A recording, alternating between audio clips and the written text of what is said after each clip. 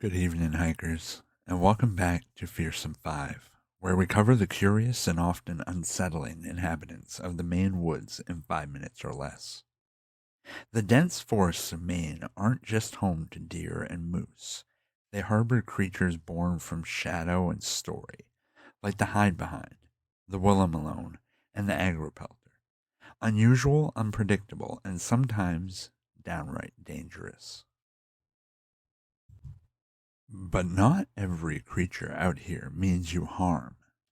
Some are quiet stewards of the wilderness, playing their part in shaping our landscapes and keeping the forest alive. Still, knowing what shares your trail could make all the difference when the sun dips low and the woods begin to talk. Deep within the northern woods, legends whisper of strange and eerie beings that defy explanation. Passed down through generations of lumberjacks and outdoorsmen, these tales speak of fearsome critters. Join me as we unravel the mysteries of these mythical beasts in 5 minutes or less.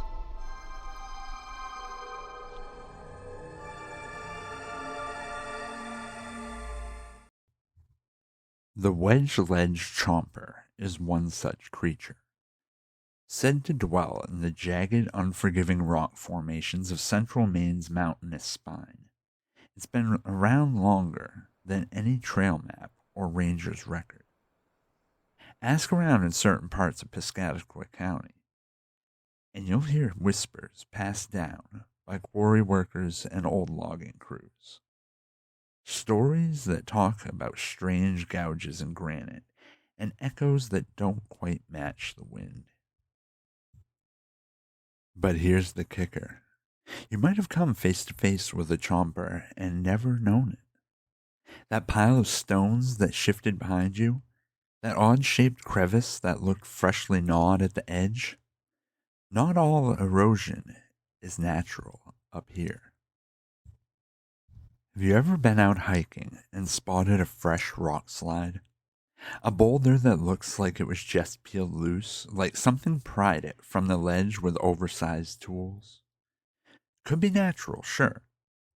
Or it could be the work of the Wedge-Ledge Chomper, a beast the size of a bull moose but built like a hippo with jaws made for carving stone.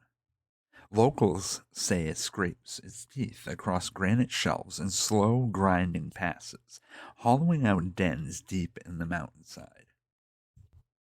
You won't hear it coming. You'll just notice the landscape shifted in ways that don't make sense, and sometimes, if you're close enough, the rocks will still be warm. The Wedge-Ledge Chomper isn't just massive, it's a master of disguise. Its hide is thick and jagged like cracked granite, often cloaked in moss and lichen from years of lying low. When it's still, you'd swear you're looking at a boulder.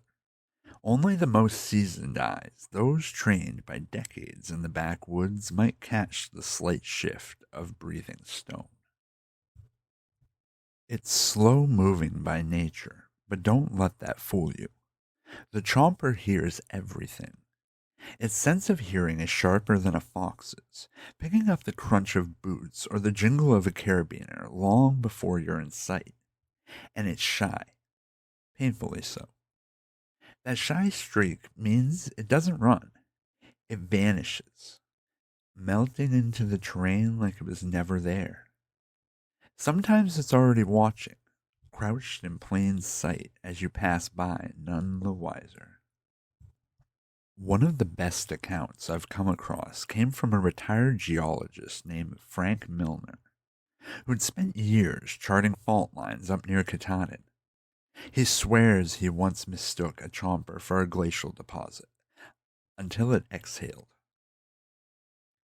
Said the moss twitched, like it caught a chill, and then the whole boulder shifted a few inches uphill without making a sound. Frank dropped his gear and didn't look back. There's also a trapper out of Rangeley named Bert who claims he once followed strange scrape marks in the snow. deep grooves that zigzagged between ledges too steep for moose led him to a hollow where the granite looked freshly torn, like something had chewed out a bed in the rock. No tracks in or out, just silence, and the kind of stillness that makes you feel watched. Most folks wouldn't notice Wedge-Ledge Chomper even if they walked right past it. It's part of its trick.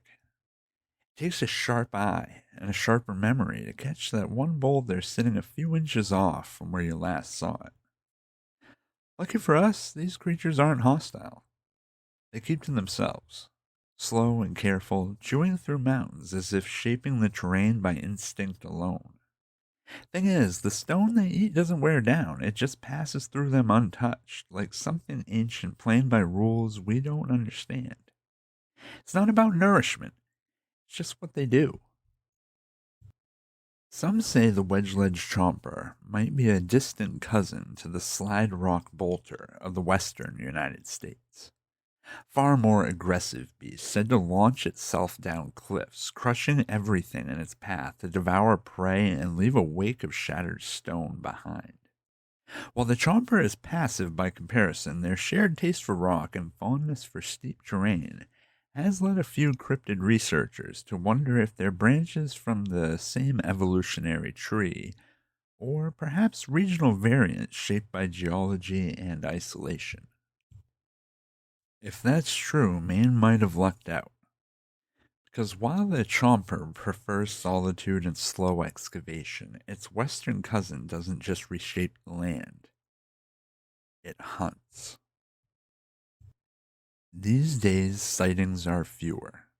Whether the Wedge-Ledge Chomper's numbers are truly dwindling or it's simply gotten better at staying hidden, nobody can say for sure. But a few locals still claim they've seen signs near Sebec Lake and deep within our state parks, places where the terrain is untouched and the quiet runs deep.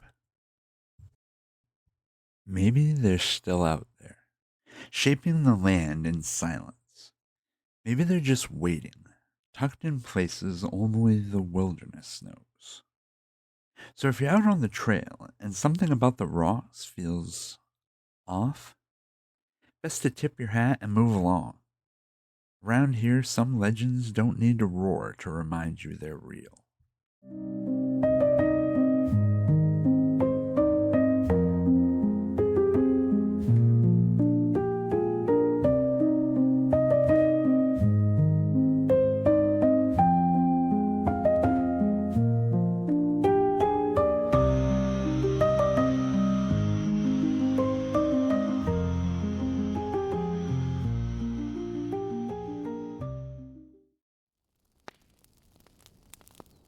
Hey there, hikers. Thank you all for listening to another episode of Fearsome Five, which is an Acadia After Dark production. I am your host, Reverend Redbeard, and I am so glad that you were willing to join us here in the darkness again for another week. If you wouldn't mind doing us a favor, go ahead and hit that like and subscribe button. It would help the channel out, and it would do us a solid. And as always, if you would like more of the show, head on over to acadiaafterdark.com. Be there waiting for you. Keep those lanterns lit and stay safe out there, hikers.